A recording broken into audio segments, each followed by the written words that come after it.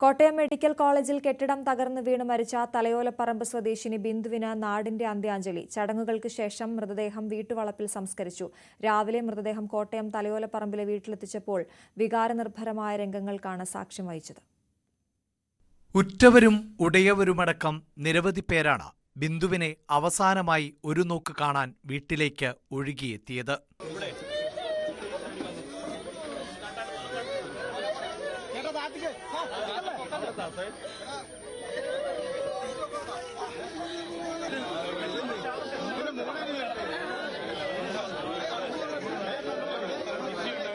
അമ്മയുടെ വിയോഗത്തിന്റെ ഞെട്ടലിൽ വിറങ്ങലിച്ചിരുന്ന മകൾ നവമിയെയും അലമുറയിട്ട് കരഞ്ഞ മകൻ നവനീതിനെയും ആശ്വസിപ്പിക്കാനാകാതെ പലർക്കും നിസ്സഹായരാകേണ്ടി വന്നു.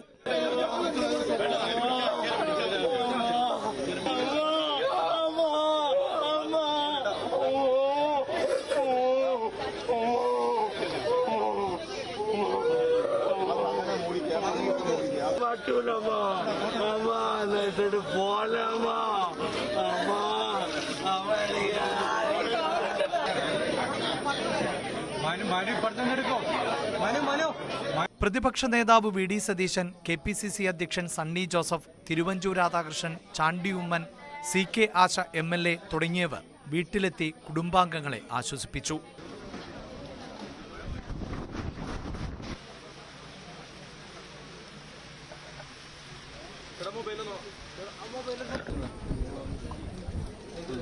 തുടർന്ന് ചടങ്ങുകൾക്ക് ശേഷം മൃതദേഹം വീട്ടുവളപ്പിൽ സംസ്കരിച്ചു.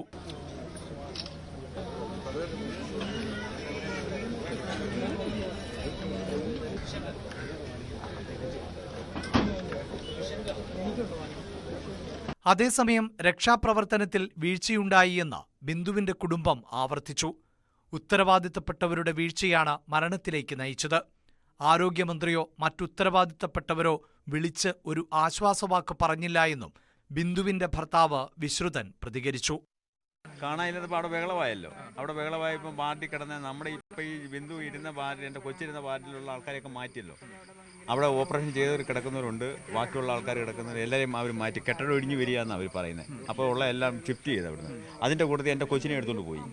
ഭാര്യയെ കാണാനില്ല. ഞാൻ തിരക്കി പിടിച്ച് തന്നപ്പം ഈ കുഞ്ഞു പറയുന്നത് അമ്മയെ കാണാനില്ലെന്ന് പറഞ്ഞു. അപ്പോൾ ഇതിൻ്റെ ഇടയ്ക്ക് കിടക്കുന്ന കാര്യം എനിക്കും അറിയത്തില്ലായിരുന്നു. ഏതാ കെട്ടിടത്തിൻ്റെ അവശിഷ്ടത്തിൻ്റെ അടിയിൽ കിടക്കുന്നത് എനിക്കറിയാം. മകൾ നവമിയുടെ ചികിത്സയുമായി ബന്ധപ്പെട്ട ആശുപത്രിയിൽ എത്തിയ ബിന്ദു കഴിഞ്ഞ ദിവസമാണ് അപ്രതീക്ഷിതമായുണ്ടായ അപകടത്തിൽ മരിച്ചത്. News desk, news 18.